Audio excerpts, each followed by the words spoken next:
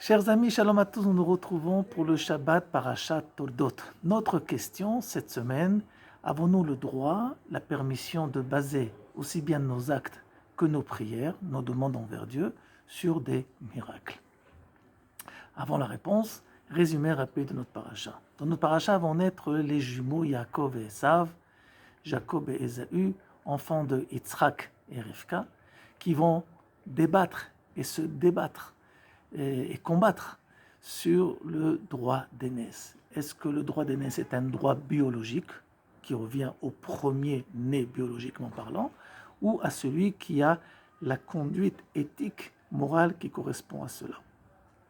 Ce débat va les accompagner pendant tout leur vivant et à vrai dire jusqu'à nos jours.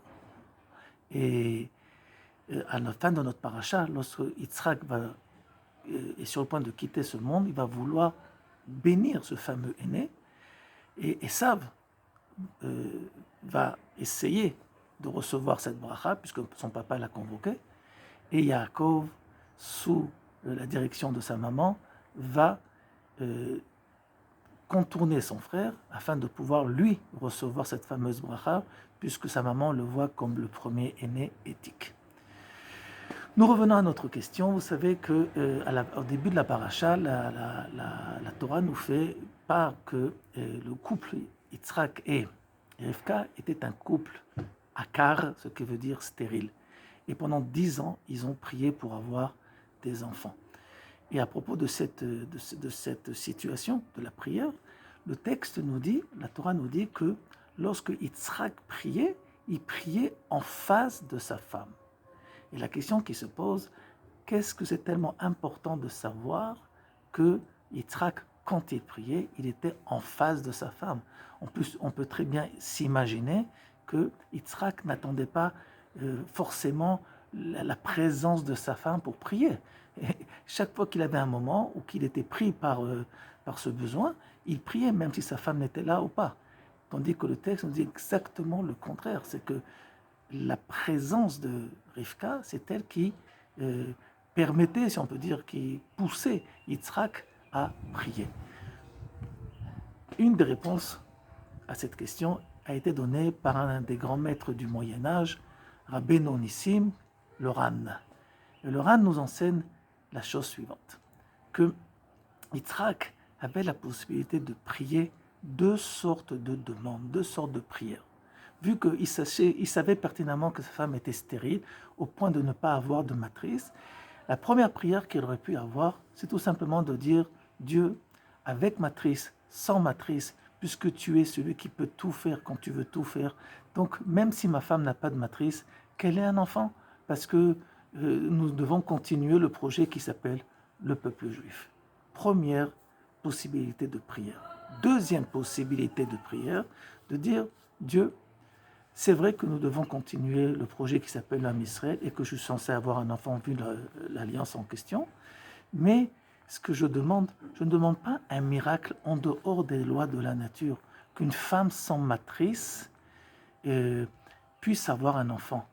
Je demande tout simplement que ma femme soit constituée normalement, qu'elle ait une matrice, de façon que, automatiquement, naturellement, on va dire, si une femme a une matrice, elle a toutes les chances naturelles d'avoir un enfant. Quelle est la différence entre les deux prières, les deux parcours? Le premier parcours fait appel au miracle, ce qui veut dire que même si les lois de la nature ne répondent pas aux besoins, Dieu peut tout faire, ce qui est vrai. Le deuxième parcours dit, même si Dieu peut tout faire, il y a un besoin, si on peut dire, à ce que Dieu se dévoile dans les lois de la nature. Et cela pourquoi? Parce que si les lois de la nature demandent à être secourues par des miracles, ce qui veut dire que ces lois de la nature qui ont été créées par Dieu sont insuffisantes, ce qui est un blasphème, un manque d'honneur pour Dieu. Et donc, la meilleure prière qu'on pourrait avoir, c'est tout simplement que la volonté de Dieu puisse se dévoiler et se réaliser dans les règles du jeu de la création du monde qui s'appellent les lois de la nature, qui ont été fixées par le Créateur lui-même. Et donc, Et donc, notre Yitzhak, il voulait, quand il priait devant sa femme, le texte ne vient pas nous faire mention que d'une situation de décor, d'une situation, on va dire, géographique, que Yitzhak priait en présence de sa femme. Non, Yitzhak priait même sans la présence de sa femme. Mais que faisait Yitzhak? Il priait à propos de sa femme, au sujet de sa femme. Les Nochach Ishto, c'est à propos de sa femme. Et il voulait que chez sa femme, il y ait la présence d'une matrice. Et que si cette matrice allait se mettre en place, alors selon les lois de la nature que Dieu a créées, qui sont là pour glorifier ce royaume divin, alors tout allait pouvoir rentrer dans l'ordre. De là, nous apprenons quelque chose d'extraordinaire. Que d'abord, un juif, quand il vient prier et demander quelque chose, il ne doit pas forcément demander des miracles, parce que les miracles, ça risque d'être, on va dire, une mauvaise note pour le système que Dieu a créé, que Dieu nous en préserve, Chas v'Shalom. Mais au contraire, de dire à Kadosh Baruch Hu, à Dieu, de mettre à profit au maximum ce système qui s'appelle le système des lois de la nature. C'est valable lorsque nous avons des soucis personnels, des demandes personnelles pour la guérison de X, Y, ou de pouvoir continuer notre vie professionnelle. Et c'est aussi valable au niveau des projets nationaux qui existent pour le peuple d'Israël, comme par exemple la délivrance du Ham Israël. Avons-nous besoin de fixer une dimension miraculeuse à la délivrance du Ham Israël, et que sans cela, cette délivrance n'en est pas une? Au contraire, la plus grande délivrance, la plus grande Géoula, c'est lorsque cette Géoula se réalise par les règles les plus simples que Dieu a créées dans le monde, les lois de la nature.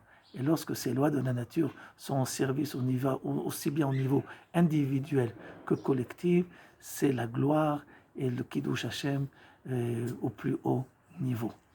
Voilà ce que Yitzhak nous a appris dans cette paracha, et soyons heureux d'être ses descendants. Shabbat Shalom.